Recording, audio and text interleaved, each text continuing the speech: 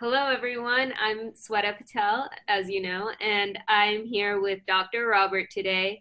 And Dr. Robert is an incredible doctor, naturopathic doctor, and chiropractic doctor. And the reason why I wanted to bring him on and interview him was because he has worked with over 25,000 patients in 43 states and 23 countries.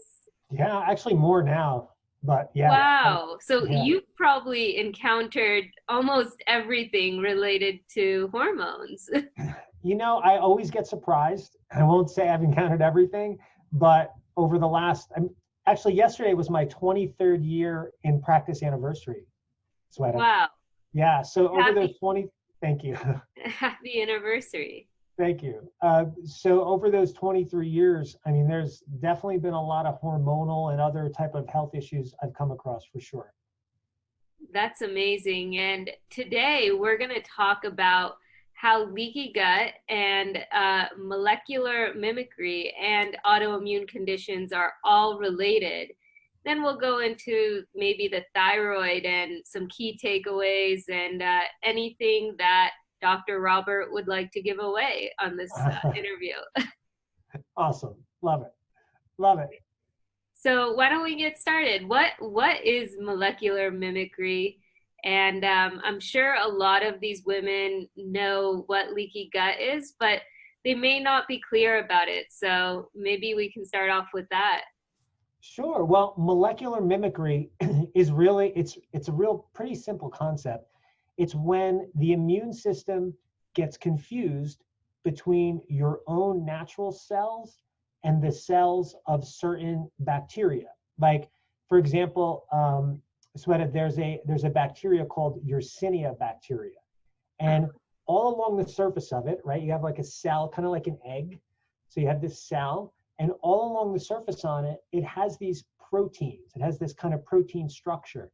And that protein structure is very similar to the protein structure on the thyroid cell. So, yeah, so what can happen is the immune system goes, all right, we have this Yersinia bacteria, we need to kill it. And the immune system then flags that protein structure, that sequence of proteins on the cell surface of the Yersinia bacteria, and it goes, that's bad. Anytime you encounter that, you have to attack it. Well, the immune system will eradicate the Yersinia bacteria, but the problem is, the immune system's a virulent system, and it's also very vigilant. So it's like looking around, and all of a sudden it comes across the thyroid, and it goes, wait a second, haven't we seen this before? This looks a lot like the protein structure on the surface of that Yersinia bacteria. Let's start attacking that. And now we get this concept of molecular mimicry. It's called mimicry because it's mimicking the thyroid protein structure on the outside of the cell is mimicking the protein structure on this bacteria. So, and then the immune system starts to attack it. So essentially that's what it is. And there are a handful of different microorganisms that are connected to that, and there's ways to test for that as well. Wow. On a cellular level. Yeah, like, so not so much on a cellular level. What we know is we know that there are certain bacteria, for example, like Yersinia and some other ones, that are autoimmune triggers. We know that they have the potential to trigger autoimmune reactions. So we can look for those bacteria through blood work. We can look through those bacteria through stool studies. There's actually different stool studies that I really like for that in particular. But yeah, so there's different ways you could check for the bacteria. And if you know the bacteria is there, and you know that person is experiencing an autoimmune reaction like Hashimoto's, for example, you then kind of put two and two together and you go, okay, all right, so let's see what we can do. Let's see, the Yersinia is here. Let's help the immune system overcome that. And then once that's been handled, all right, now let's reset the immune response so the immune system is not thinking the thyroid cells are the Yersinia bacteria. So that's kind of the approach you take with something like that. I see. And in terms of the bacteria, like when I did like a GI map test, I remember one of the things I tested for was Klebsiella, and that was through the roof for me. So I had to get rid of that somehow. And I think like for me, like even when you get rid of these bacterias and viruses, the change isn't instant. Like you don't feel better right away after you get rid of it. Am I wrong or? It's not like strep throat, you know, it's not like you take the antibiotic and you're like, oh, my throat feels great now, I'm done. Uh-huh. It's not that type of thing, right? It's not just the presence of the bacteria, but Uh-huh. it's what the bacteria has done to the physiology of the body for Uh-huh. the time it's been in there. So if that bacteria has been there for 6 years, 6 months, whatever it is, there's a lot of change and adaptation the immune system and body has gone through, and all of that essentially needs to be reversed. So it takes a minute, as we say here in the South. Yeah, and I mean, like, there's a lot of talk out there about when I started getting to know about like these viruses and bacteria. The first book I had ever read was like Thyroid Healing by Yeah. Anthony Williams, which is, Mhm. I would say, a pretty basic book. I mean, it only covers EBV, Yeah. but it doesn't cover all these other bacterias and pathogens and viruses that you may have. And for me, I had EBV, but it didn't show up in the stool sample. It showed up in my blood test. Sure. So, yeah. Oh, go ahead. No, no, yeah, like I was just going to comment on EBV. So it's just so common to have, like I have EBV. Everybody, not I don't know about everybody, but I forget what the percentage is. It's like 80 or 90% of the population has Epstein-Barr virus, right? So it's just, is it active? Is it inactive? And you could tell through blood work if it is or isn't. Uh-huh. But I've not found EBV to be like, so it's definitely a factor in a lot of different autoimmune cases, but Uh-huh. it's not, I think, as huge a factor as some people think it is. So my Yeah. 2 cents on EBV. It's interesting because there's a lot of hype around it. And a lot of these women who have Hashimoto's think that they're getting all these sort of, what do you call it, like symptoms because of the EBV. And I mean, it could be that, but I don't think that it was that for me. Yeah, it's usually, here's what I've seen. The immune system is a busy system. There's usually some other immunological challenge present in the person's body. And as a result, the immune system is in a slightly weakened state, and then the EBV can rise, and that EBV can then start to cause issues. But the EBV is not usually the main thing causing issues. It's something else. It's a bacteria, virus, parasite, yeast, fungi, something in the body that's caused the immune system to overexpress itself. So yeah, I agree, and I don't know that I've worked with so many thyroid cases. I mean, I'm sure like EBV has played a part, but I don't know that it's been a huge part in a lot of cases for sure. So it's not like the first thing you look at when you work with somebody. No. Mm-mm. No, that'll be like EBV we'll look at way later on down the road, Uh-huh. because usually the stuff that you find early on is a much higher priority. So when you handle and address those things and then give the body what it needs, usually the body heals itself and things come around. Like I had one patient, she was when did she come to me? I don't know, but she had thyroid problems. She started taking thyroid medication when she was 16. Wow. She came to me in her, I think it was her 70s. Oh my And she's, God. yeah, right. So she's been on it for a while. Yeah. And yeah, and we did a blood work. We did all the stuff that we need, all the lab testing that we needed. We found certain things on her. And EBV was not a major problem for her, but there were some gut issues that needed to be corrected. She did have leaky gut. She did have some other gut bacteria that was present. I think she had a parasite as well. She had some food sensitivities. We had to do some detoxification work with her. So after we cleared all that stuff up, got her on the right nutrients, right diet, her thyroid medication slowly decreased over the course of a year. And now it's been a few years now. It's been about a year and a half. And I think she's in her 80s now, and no thyroid medication. And she lost like 45 pounds and, feels great and all that stuff.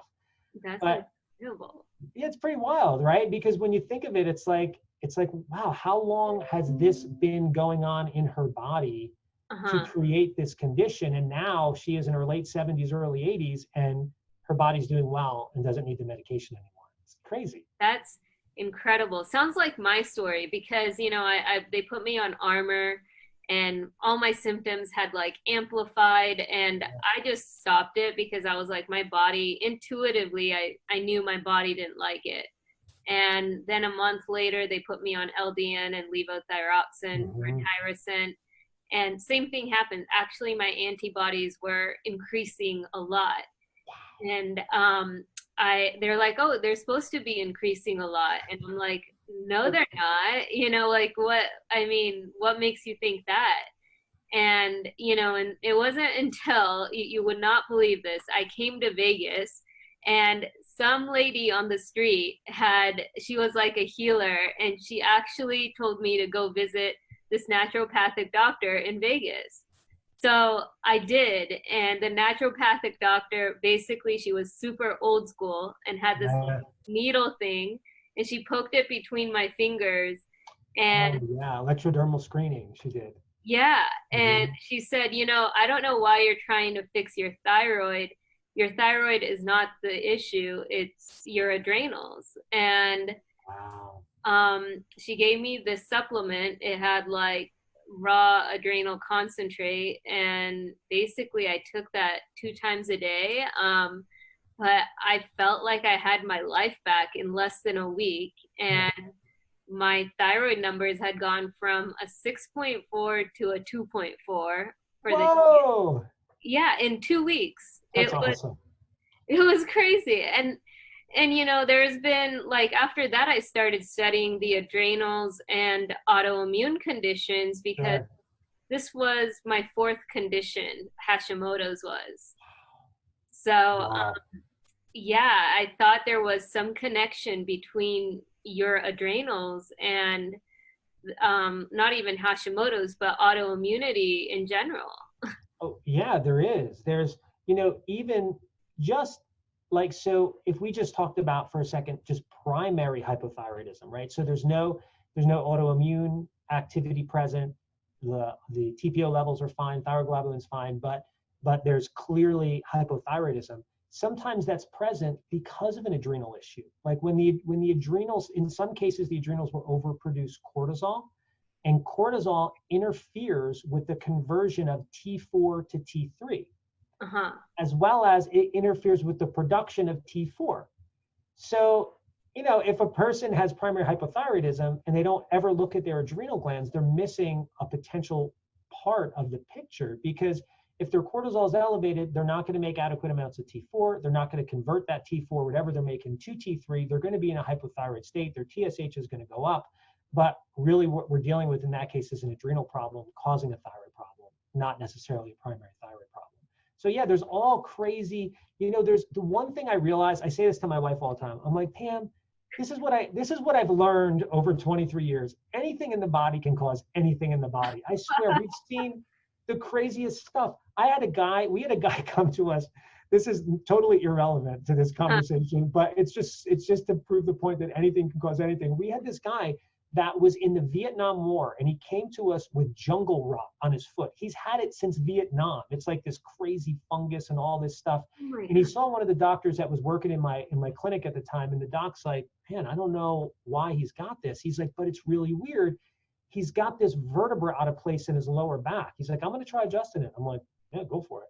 So he adjusted. I'm not kidding. The guy, after a couple weeks, the guy's jungle rot clears up on his foot. I'm like, this is insane. I'm like, there's no way this can happen, but it did. So I'm always very, very open-minded when I approach every patient case. I never think in like a dogmatic viewpoint or like in like a black and white. It's always, hey, anything can cause anything. Let's understand everything possible with this person's body so we could identify the true cause to why they're not able to get well and overcome their condition.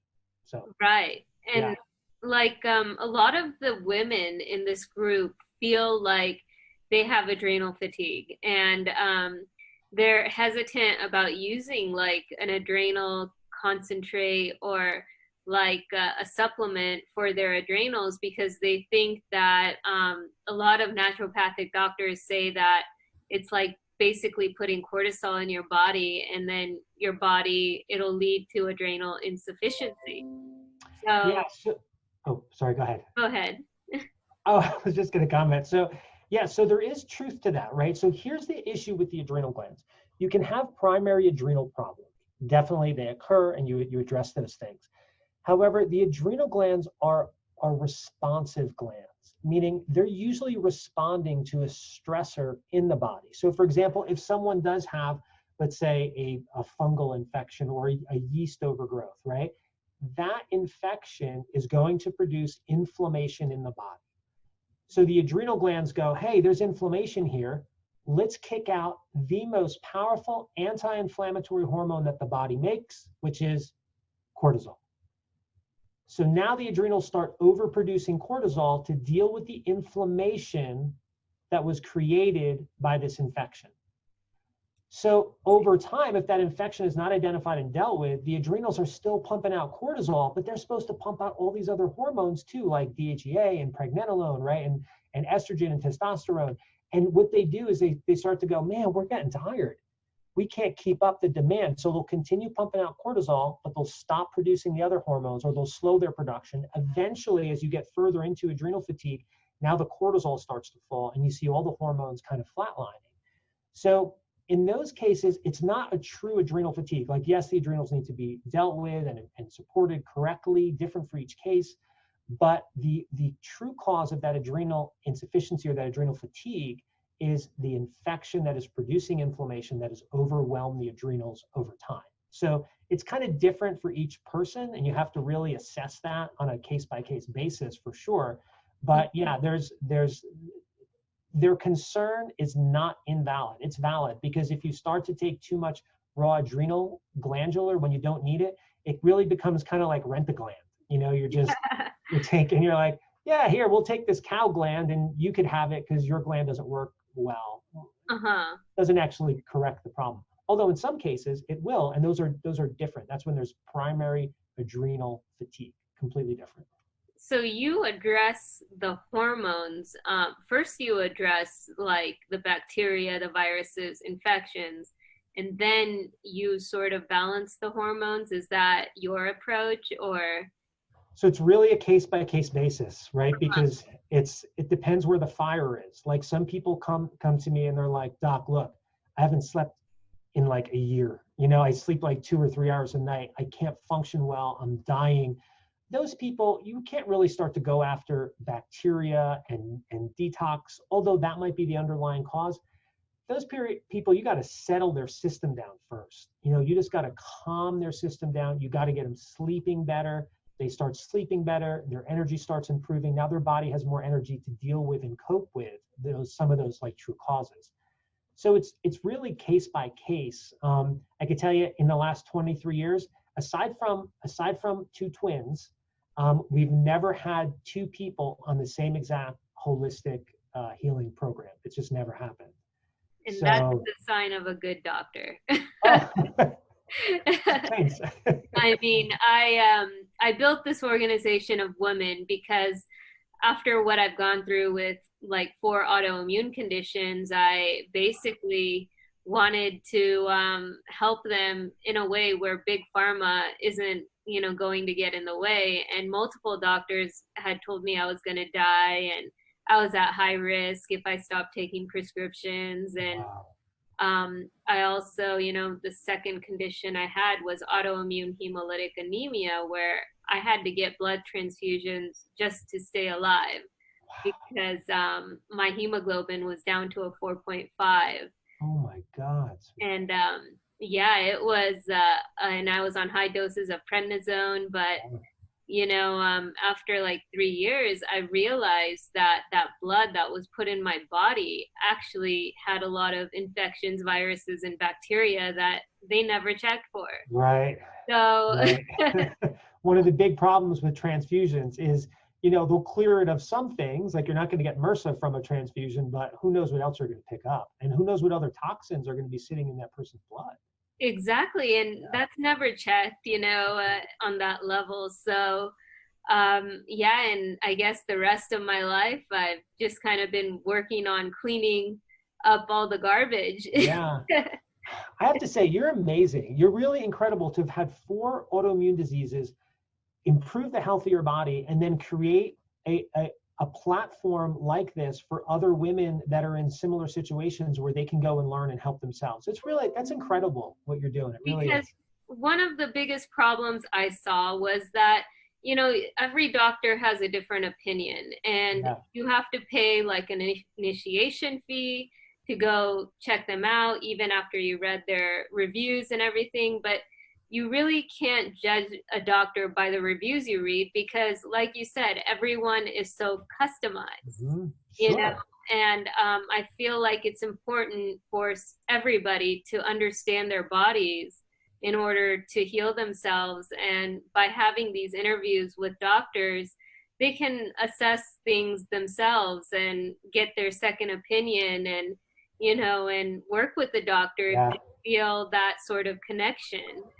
Yeah, I think that's brilliant. And I think it's so needed because especially in today's medical, surroundings, you really need to you need to keep your own counsel. You need to be your own advocate. You really kind of need to doctor yourself to a degree because there's stories I've heard from patients. And like, there's this patient I talked to not too long ago, and she told me her daughter was having these problems, and she told me some supplements that the naturopath put her on, and I was like, she can't take those. It's going to make her really, really ill. And she's like, oh, and I had to explain to her what was happening.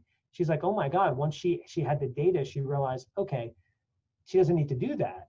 So I think it's just really great that I love when I talk to an educated patient. Put it that way. I do, because I don't want to just, my goal in life is not to bark orders at a patient, right? And be like, take this, take this, take this. My job is to educate and bring understanding so that way we can create resolution. And I love when a patient comes to me, they're like, doc, look, so I was tested, I got MTHFR, I got COMT, I got this, I got that, I got blah, blah, blah, blah, blah, blah, blah, and I'm doing this and I'm doing that. It's like, oh, great. I got a person who's really invested in their health, that understands their body. Let's get rolling. Let's do what we need to do to get this person help. So I love that you have this platform. Yeah, and I, after like trying everything under the sun and like going to these doctors, I had to not only wait 3 or 4 months to get in the door with them, Easy. but like, like Crazy. they're impossible to work with because even after I leave their office, I'm like, okay, so how did this help me? Right. And now what do I do? Okay, thank you. I'll tell you, one of the things that I realized early on in practice is communication is essential. The only way you're going to solve a patient's problem or help them solve their own problem is through great communication. Problems exist in life often because lack of communication, right? When you start to communicate, I get a problem with a friend, and then you communicate about it, you talk about it, you resolve it. It's the same thing when you're trying to solve problems with the human body. So one of the things we did early on was we always did our best to have very open communication and ease of communication with our patients. So we have our patient portal, we have email access, we have case managers that help the patients and are available through text. It's like we have all these communication lines that come from our clinic into our patients' lives. So that way, if they need us, we're there. If they need clarification, they just had a doctor's visit and there's something that they're not fully like, I don't really get that. Awesome, good. Send your communication in. Let us answer that, because you can't leave a doctor's office with just a piece of paper or an email and like, okay, now what do I do? Right? You need that support. It's so vital. Exactly. And, with that, like, it's like you have to sort of educate yourself on these topics before you even go, unless unless you want to leave, like, what just happened. True. So, yeah, maybe we can jump into our other topic for the last part of this interview and talk about leaky gut and like how does leaky gut and molecular mimicry sort of go together? Um, Sure. yeah, and how do you like even where does one get started with all of this stuff? Well, so you got to get started by getting knowledge. So a person first needs knowledge and understanding, and then they need to find the right provider if they can't solve it on their own. But when we're looking at a topic like leaky gut, what we're really talking about, just like the name says, it's stuff that's in your gut that's leaking into your bloodstream that shouldn't be there, right? And there's causes for that. There's different bacteria, there's parasites, there's yeast, there's certain infections in the gut that can raise what's called your zonulin levels. Are you familiar with that term, Sweden? Zonulin. Zonulin. So zonulin is a substance. So you have these little cells. You have these little cells in your intestinal tract, right? Mm-hmm. And they allow certain things through a gap, like this, right? They allow certain things through a gap. When the zonulin levels go up, the space in between the cells increases, and then you get more stuff, coming through the gap that really shouldn't be there. So there are certain bacteria, there's certain parasites, or certain organisms that can actually elevate that zonulin level, increasing the space between the intestinal cells, the enterocytes, and then toxins and other things leak in. And the reason why this is such a problem in like thyroid cases, for example, is these toxins, some of these toxins have a high affinity for certain tissues. So certain toxins may have a very high affinity for thyroid tissue. So what they do is they get into the bloodstream, they deposit into the thyroid gland, and when the immune system sees them there, the immune system goes, oh, what's that doing there? That shouldn't be there. And the immune system goes, well, let's get rid of it. The problem is your immune system is a very aggressive system. Sweetie, it's like if we had like a fly on the wall, right? We would just get a fly swatter and go boop, and it would be done. Your immune system's like, no, 12-gauge shotgun, poof, right? The issue with that is if you had several flies on the walls in your house and your immune system is blowing all these flies away with shotguns, you're going to have all holes in your home and your house is eventually going to fall apart. And that's what happens sometimes with leaky gut. Toxins and things they get in, or organisms, microorganisms that shouldn't be there. They get in, they deposit in the thyroid tissue. Your immune system attacks the organism or the toxin in the tissue. It's my contention that the immune system never attacks itself. It's never really attacking itself. It's attacking something inside itself. Right? So if you have these microorganisms that shouldn't be there, these toxins that shouldn't be there in the thyroid, the immune system starts to attack the thyroid. Not really, it's attacking the toxin in the thyroid, and the thyroid then starts to get damaged simply like through collateral damage. So that's often what happens. And depending upon your immune condition, when we're talking specifically about leaky gut, some of these toxins may have a higher affinity for joint tissue. So we're looking at things like rheumatoid arthritis or psoriatic arthritis. Some are more like the skin, have a higher affinity for the skin. So we're looking at things like psoriasis, right? It just depends upon alopecia in the hair follicles. It just depends where these guys deposit and what the immune system does and how aggressive it is with those microorganisms or toxins. So essentially that's what leaky gut is, right? And it's usually caused by some organism, but there's other things that can cause leaky gut as well besides just microorganisms. And do you see that like these autoimmune conditions? Because when I had Hashimoto's, I also had alopecia. Mm-hmm. And I saw like these dime-like bald spots in my hair. Oh, yeah. And I was like, like this should not be happening. This is not healthy. And with that, it was kind of like, people get hair loss with Hashimoto's, but they don't get like bald spots like that. Yeah. Now, there's a big difference between hair thinning and actually developing a circular bald spot where hair is no longer in existence. The women I've talked to in my life usually are not cool with that, or really any hair loss at all. But especially that. Yeah. So, do you see like, when you see a patient, do you check for other autoimmune conditions besides just Hashimoto's, or? Yeah. So it's something, the unfortunate truth is an autoimmune condition is not a one organ condition. Hashimoto's is not a thyroid problem. It is an entire body problem. So because of the nature of autoimmune diseases, it is not uncommon for a person that has one to develop a second and potentially a third. And it's because it's not the thyroid, or it's not the joint, or it's not the scalp. That's where the problem is. The problem is somewhere else in the body, and it's affecting the thyroid or the joint or the scalp in the case of alopecia. So yeah, we definitely see that. That's a trend we definitely see. And depending upon a patient's presentation when they come in and the symptoms, and their initial testing and stuff, we can then determine, all right, this person might need to be tested for additional autoimmune diseases. So, but I generally don't do that just to do it, because I don't want to waste people's money on testing that's not needed, but Right. if there's a need, then we do it for sure. And with autoimmune conditions, you kind of never know. Like a lot of these symptoms, I mean, I've lived with these symptoms for like 30 years and I didn't know they were even related to my autoimmune conditions. Isn't that crazy? It's just it's so crazy the way the human body works. And it's such a valid point you made, because I think a lot of people are going through life right now and they have certain symptoms and they just can't, the doctors don't know. They go to the doctor and the doctor's like, yeah, I'm not really sure. I mean, maybe it's all in your head. Maybe you just need an antidepressant, right? Right.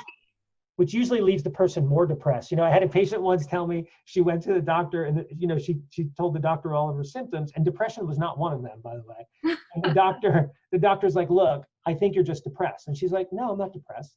He's like, yeah, I think you're just depressed. I'm going to write you a script for Zoloft. And she's like, well, I wasn't depressed before the appointment, doc, but you're getting me there. I'm feeling kind of depressed right now. Yeah. And Yeah. I think, even with these conditions, like 90% of people may have autoimmune conditions in this world. And unfortunately, they haven't been diagnosed. That's And, right. if I didn't like faint in the gym one day, I probably would never know I had this. Wow. So, Wow. yeah. And, I think with the genes and like now I kind of have a better idea of why all this stuff happened. But Sure. it started when I was like 3. I had epilepsy and I had to like stay back in kindergarten because I had these seizures. And Oh my God. so it was just a trip. And I'm glad that like I'm not there anymore, but I grew up in a family of pharmacists, like Western doctors, where everything was just like take a pill, and Yeah. I knew there was something better than that and more effective, because how did cavemen survive? How did Right. hunters and gatherers survive? Like these pharmaceutical drugs were not invented then, but they lived such long lives. You're so right. Like Hippocrates wasn't like shelling out autoimmune medication. It's not like he was giving his people methotrexate um, in Greece, right? It's not what he was doing. Yet he was helping people and he was healing people. So what an amazing story you have. I would love to just talk with you one day and just hear more about your story, because the more I hear about it, the more I'm kind of just blown away. Like, for you to be so young, for real, for you to be so young, to go through all that and then to be where you are today and to be doing what you're doing it's pretty awesome. It took me a while to connect the dots, though. It took me like 4 autoimmune conditions before Sure. I found my true purpose, which was doing Right. this. But sometimes in life it takes that, right? That's right. That's right. I'm sure there's a lot of people that are very thankful that you got here, and eventually, eventually you got here, no matter how long it took. Right. Yeah. And the other thing I wanted to cover on this interview was weight loss. Now, like I have over 1,000 women in this organization. Yeah. Every single one of them talks to me about 2 things: hair loss and weight loss. Those are the two. Yep. Those They're are the two. I hear them all the time. the biggest challenges, and Yeah, for sure. like for me, the weight loss kind of was related to inflammation. And I knew it was related to inflammation because there's no way I could gain weight with the way I was eating. And I was eating like 4 hours apart, so I don't have insulin issues. And Right. And it was just like, okay, there's no way, I don't care what kind of genetics I have, there's no way I can gain weight. But it was the inflammation in the body that can make us look like we're puffy, and it could actually hold on the weight. Right. So for me it was that, but for every person I think it's different. Like It is. you can It go. definitely is. When you're looking at weight loss, so right, when we just look at the natural physiology of the body, if you reduce calories, increase, caloric expenditure through exercise, the body should theoretically lose weight. When the Right. body's not easily losing weight with diet and exercise, then there's something wrong with the body. You know, it's what most people don't realize is all diet and exercise do is they stimulate the hormone producing glands of our body to make fat burning hormone. And we have six, Sweeta, six hormones that will cause us to burn fat and three that will cause us to store fat. Uh-huh. So if a person is diet and exercising and they're trying to use diet and exercise to stimulate their thyroid gland to make fat burning thyroid hormone, but their thyroid's not working well and can't produce the hormone, then it doesn't matter how much they diet and exercise, right? They're never going to be able to lose the weight because they can't stimulate the gland because the gland is broken. So when we're looking at diet and exercise, when we're looking at weight loss and a person can't easily lose it, we know that there's something else going on in the body. Is it the adrenals? Is it the thyroid? Your liver, for example, your liver is the great hormone active. It's a great hormone balancer. It activates your thyroid hormone. It converts your growth hormone into IGF-1, which helps promote weight loss. Your liver helps turn off cortisol. Cortisol is a belly fat storing hormone. And when a person's cortisol is released from the adrenals, it's instantly active. It's not like the thyroid where T4 has to get converted. It's cortisol is instantly on. It's the liver that has to turn the cortisol off. So if there's problems with the liver, there could be problems with too much cortisol. There could be problems with too much estrogen, which can lead to weight gain around the hips, thighs, buttocks. There's so many different hormonal imbalances that could be present in the body or glandular weaknesses that can be present that can really be the source of why the person can't lose weight. And that's really what it boils down to in most cases. Because there's weight loss and there's weight fluctuation, Right. like there would be times where I would probably have 10 pounds in weight fluctuation between the beginning of the day and the end of the day, which isn't healthy either, right? No. And that when you're looking at something like that, right, that's like you said, that's that puffiness, that's that fluid. Your body's holding on to fluid for whatever reason, and there's a number of them, but for some reason it's holding on to that. And I think someone in the organization asked, like, because the thyroid slows down your metabolism, should you eat less calories because your metabolism is slower and may not require as much food? Is that a way to maintain your weight? So we have to really quantify what less calories mean. But often when I'm working with a patient that has, let's say, primary hypothyroidism, often that patient is initially on a lower caloric diet, not low, but 1,200 calories a day, maybe 14 tops. And they're on a lower caloric diet until the thyroid, the body starts to heal itself, the thyroid starts to work. Now all of a sudden their caloric requirements are changing and they can actually eat more and they can enjoy food more and all that other stuff. But initially I do see that sometimes with certain thyroid cases where the calories do need to be reduced because things are just not burning as quickly. They're just not moving as fast. And for me, what I noticed was that if I had eaten, like, I was eating like 1,200 calories a day. Yeah. Some people would think that's starving, but like for me, I realized that even the food I was putting in my body was causing inflammation. Right. And I really needed to reset my body. And the one way I could do that was like not put anything in it so it can work on cleaning things up that are already in it. So that was sort of just my perspective. But I felt like, there were other things that were causing issues, and that was also increasing my reverse T3 at the time. Oh, okay. That's not good. We don't want that. Right. Yeah. Don't want high reverse T3. Yeah, but you're spot on it. You're clearly very intuitive because you're right. When the body is going through healing, there can be certain foods or just food in and of itself can be too overwhelming for the system. So that's why cleanses or fasts and things like that have been used since biblical times and before as a healing tool, because when we remove food from the body, it does give the body time to heal and repair itself because it doesn't have to focus on the digestive actions that it would normally do, right? So it could focus more time on detoxification, healing, repairing. You wouldn't fast indefinitely, right? But you can do lower calorie for a period of time until the body comes around. So you're clearly very intuitive and you did the right thing for yourself, which was awesome.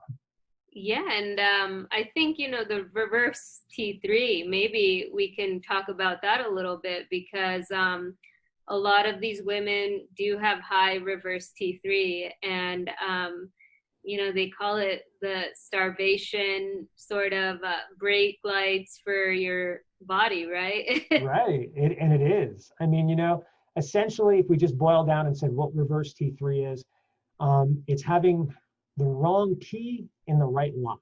It's like reverse T3 will start to clog up your T3 receptors on the cell. And when that reverse T3 is stuck, when that reverse T3 is stuck in that T3 receptor, now you got a problem because your naturally produced T3 can't get into your receptors. So how is your cell going to work? It can't. It's all clogged up with reverse T3. So so I think that's an important. It's a lab that not many doctors do. I've found for whatever reason, but I think it's an important one to look at because having that presence of reverse T3 or not can actually change how you're going to care for that person. So, yeah, it's Interesting. important. So, like, because I've seen that a lot of the women I work with, they have normal TSH, they have normal T4, their T3 is like on the lower end, Right. and they have a higher reverse T3, Yeah. which I mean, and that's sort of, and the T3 controls most of everything, right? And The T3 is really the most active form of thyroid hormone. Like the thyroid makes, right? Thyroid makes T0, T1, T2, T3, T4, but it predominantly makes T4. And T4 is not really very active. It's got to go, 80% of it goes and gets activated through the liver. About the other 20% goes and gets activated through the kidneys. And it's that conversion of T4 to T3, that activation that now allows the T3 to get to the cells. And now this T3 can help you lose weight and help you have energy and help you grow hair and help you have great skin and all that stuff that T3 does. But if it's being blocked essentially by too much reverse T3, it's, good luck. You're just not going to have the benefit of your naturally occurring T3. Yeah.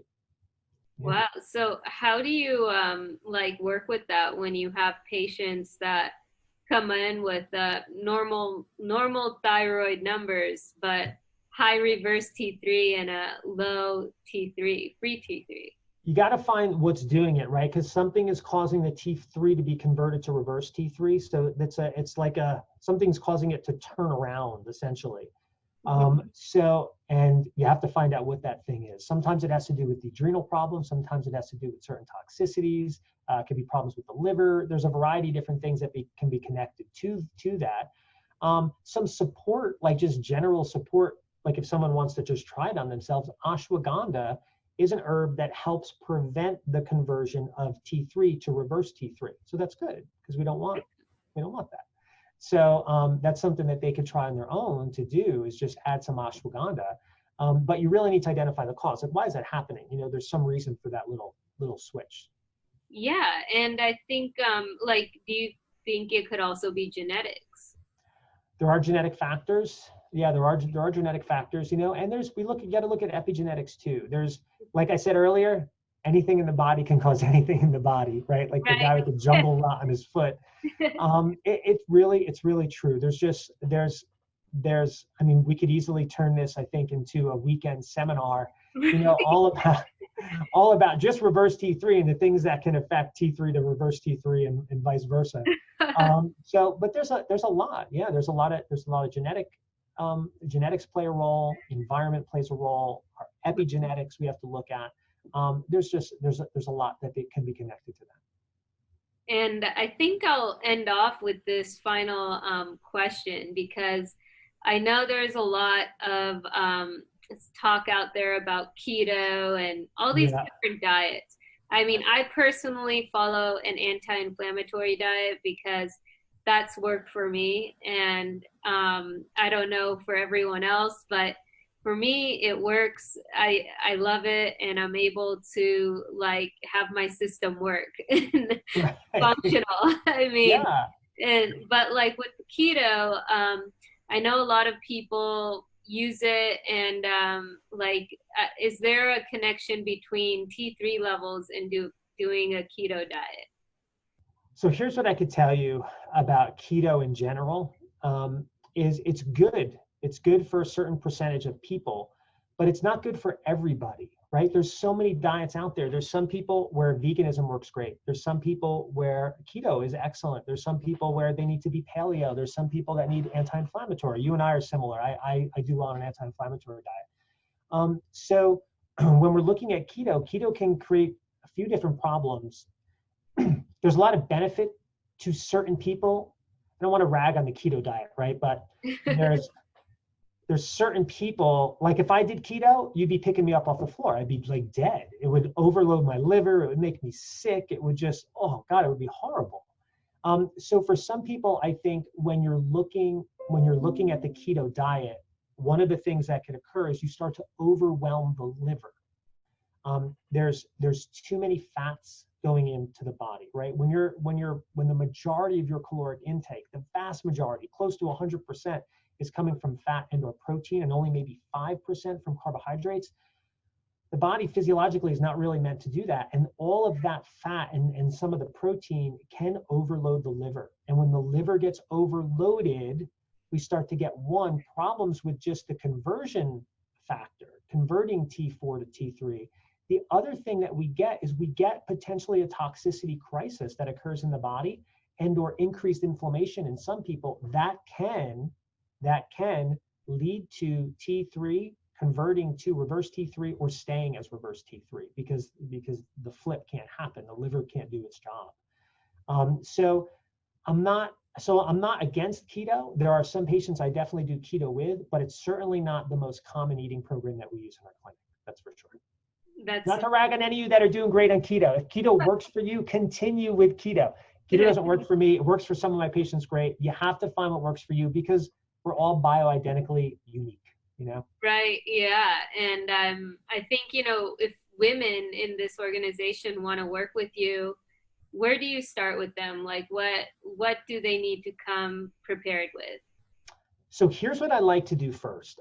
So on my website, if you go to my website, it's just alternacareinc.com. It's like ALTERNACAREINC.com. So alternacareinc.com. If you go to the website, one of the first things you'll see is free online health evaluation. I love for someone to start there. It takes about 2 minutes, to do, but I've taken, I don't know, the last 10 or 15 years, probably more than that, maybe whenever the internet started coming around, and we had websites, and we had a website like this. I've spent a lot of time creating this particular online evaluation to really pull key information from a person. It also gives them a secure way to list off anything else they want to list from us.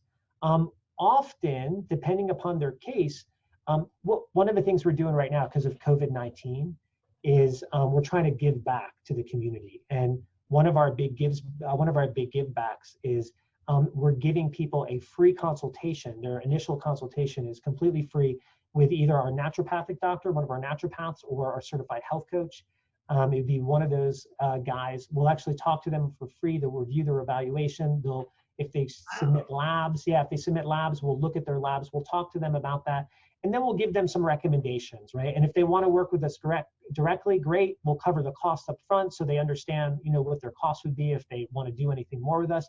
And if not, great. Then we got to have a great conversation and they got to meet us and we got to meet them and hopefully they walked away with some value from that consultation. But that's one of the things that we're doing just for right now, or one of the things we're doing right now for just as a way to give back. We're just trying to help. So that's one of the things we're doing. I love that. I mean, Thanks. I know like dealing with my situation, financially it was a burden, and being sick and having to work did not play out too well either. I know.